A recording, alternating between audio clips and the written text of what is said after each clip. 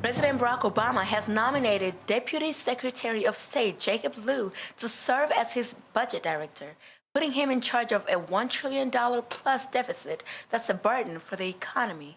Today, I am proud to announce the nomination of Jack Lew to be our nation's next Director of Office of Management and Budget, or OMB. Jack's challenge over the next few years is to use his extraordinary skill and experience to cut down that deficit and put our nation back on a fiscally responsible path.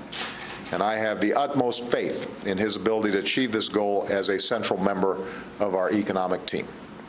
Jack is the only budget director in history to preside over a budget surplus for 3 consecutive years. Jack is going to be an outstanding OMB director. We know it because he's been one before. At a time when so many families are tightening their belts, he's going to make sure that the government continues to tighten its own. He's going to do this while making government more efficient, more responsive to the people it serves. And Jack, I am looking forward to working with you on your critical mission. Thank you so much. Thank you.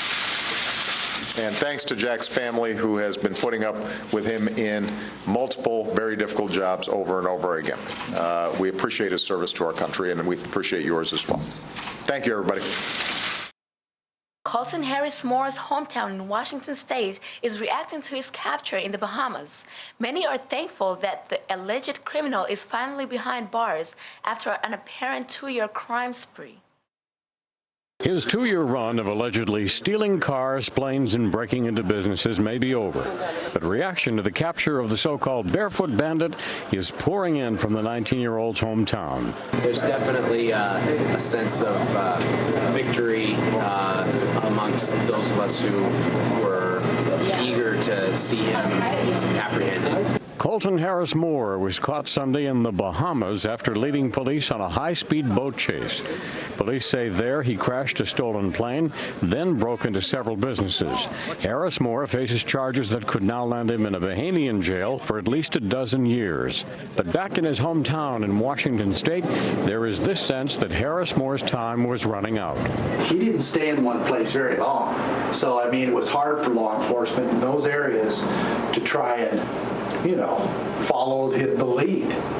But here on the island, I mean, there were numerous times where law enforcement was, called to where he had been seen or where he had been at a crime, and they just couldn't nail him down. Police say his 2-year crime spree started back in 2008 after he escaped from a halfway house.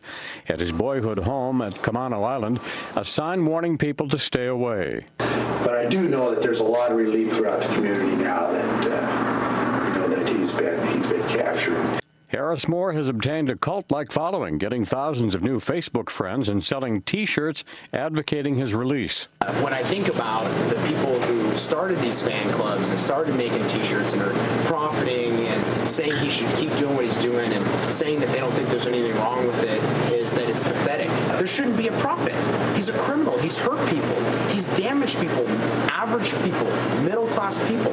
A spokesman for the U.S. Attorney's Office in Seattle said her office will seek to extradite Harris Moore to Washington State to face charges there.